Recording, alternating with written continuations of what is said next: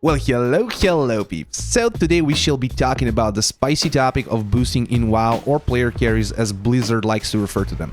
Now, first of all, this topic came to mind like way back to me in around August or July time. There was some kind of a WoW Twitter drama unfolding over women getting boosted to Gladiator in arenas, and I didn't pay much mind to it because, to me, obviously, right, if you got boosted to a certain achievement, you didn't really deserve that accomplishment, right? It's not really an accomplishment you made. So to me, that is kind of pretty clear and pretty simple. But this is basically what got me thinking a lot about boosting in World of Warcraft. Should it be allowed and should it not? Now, we do have to preface this with a few things. First of all, when I say some things are legal or illegal, I'm usually referring to the sense of Blizzard, right? Blizzard is kind of the authority making things legal and illegal, right? Like RMT is illegal by Blizzard standards, but by actual right laws, real life laws and whatnot, it's absolutely no problem at all. And I think this is not some kind of high morality issue. We're not debating some kind of religious or political topic. This is a topic about a video game. So let's get into the boosting topic, and I think we should talk about PvE first. I have absolutely no qualms, no problems that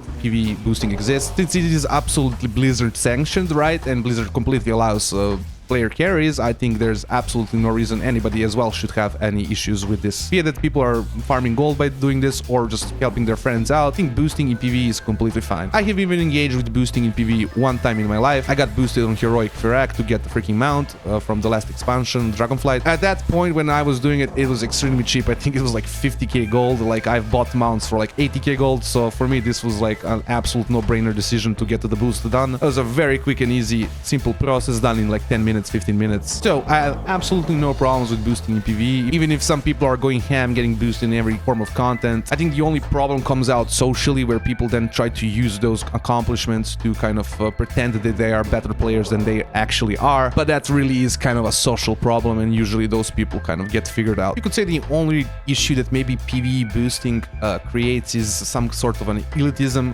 People might not want to play with newer players because they don't have the achievements, right? But otherwise, I really see no problems. Boosting in PvE is absolutely a victimless crime. But in PvP, the boosting is a completely different beast. First of all, it is not a victimless crime. There is gonna be somebody getting their rating stolen. When you are basically wagering a part of your rating that you're gonna win that game. If you lose, you obviously lose the wager, and if you win, you obviously get the wager. So that's why boosting right away, boosting in PvP is just not a victimless crime. Somebody is basically getting their rating stolen or their wager stolen by somebody who should not be playing in a rating that they are. Actually, that somebody is playing that in that rating on purpose to steal your rating and give that rating to somebody else. So basically, boosting in PvP you can look as a form of theft, because somebody is taking something from somebody to give to somebody else. But before I let you get on with the video, I do have to inform you that only 4.3% of you subscribed. So if you have been enjoying the content, please consider smashing that subscribe button. Now, lately, YouTube is restricting most of my videos for some reason, maybe because of my potty mouth, but regardless, if you want to keep up with the current Mikadika content, do consider smashing that notification bell. Now, I do have to say that I do have some PTSD from boosting. Now, in Shadowlands Season 1, boosting was just absolutely criminal. I was also relatively fresh back into the game, and I absolutely have just an atrocious experience in Shadowlands Season 1. Obviously, this had to do with the Shadowlands Season 1 gearing system, where you could basically use your PvP gear in PvE for its full item level. This wasn't only a problem because it made PvE players want to get boosted to get some PvP items and whatnot. So in a way, it was kind of enforcing people to get boosted in PvP, even if they were just simply a PvE player. But also because the freaking boosters who were at, let's say, 2400, 2200, I think at 2200 was like the maximum amount of gear you could get, and then at 2400 you could improve your weapon just a little bit more. They were like 20 to 30 item level more than you, so you had absolutely no shot of even trying to win the game. So just an absolutely atrocious time. Boosting was at an all-time high because PvE players wanted to get PvP boosts, and then you also have the boosters having 30 item level more than you, not just having 10 more years constant in the game more than you. I was ultimately able to get, I think, like 2k rating, but I just felt like an absolute victim. It felt as though every other game was just versus a freaking Ventir warrior condemning you to get boosted on. But a Ventir warrior has like freaking 20 to 30% more HP than you. Just an insane time. So you could say that I definitely have a little maybe bias in this situation. Now, this also got me thinking about the fact that how a lot of people want to be vocal when the bracket is low, but they also want to be vocal about the freaking bracket being too high. See, to me, this seems like they want a bracket at a very specific point where certain individuals are not capable of getting the achievements, right, or getting the rewards, and have to look at boosting as an option. Obviously, the bracket being too low doesn't work either, because then you cannot really boost people. Just a little food for thought. Now, additional topic that is important to discuss is the fact that the WoW token exists, and gold basically has a real life money value attached to it. And let's completely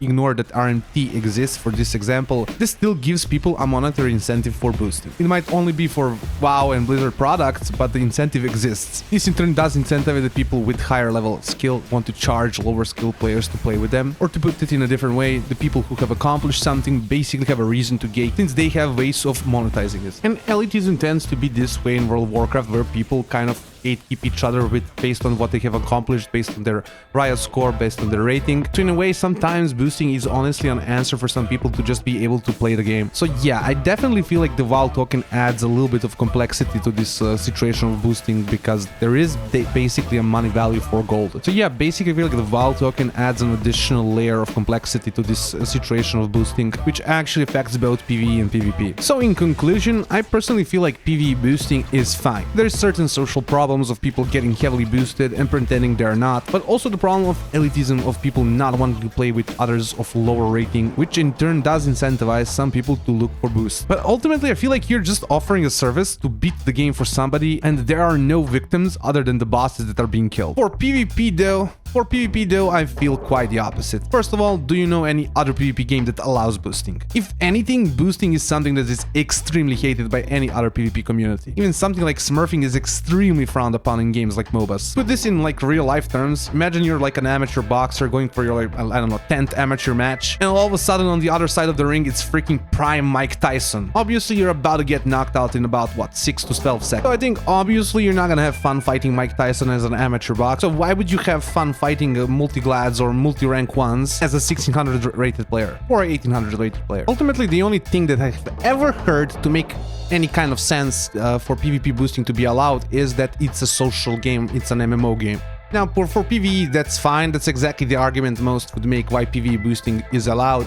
And I think that's absolutely fine. But for PvP, again, you're not playing versus the game, you're playing versus other players. And there is a reason why no other game allows boosting or even smurfing. So ultimately, if Blizzard wants to have any kind of competitiveness to its PvP side of the game, if the PvP side of the game wants to have any kind of credibility, boosting should absolutely not be allowed. If Blizzard also wants to foster a newer player base of newer players, it also needs to work on somehow on reducing the likelihood of smurfing. Especially since smurfing in World of Warcraft is very simple, just go on another character with slower rate. And that's about it, peeps. Tell me what you think down below in the comments. Hope you've enjoyed this little video. Like, comment, subscribe, all those things YouTubers want you to do, and have a nice day.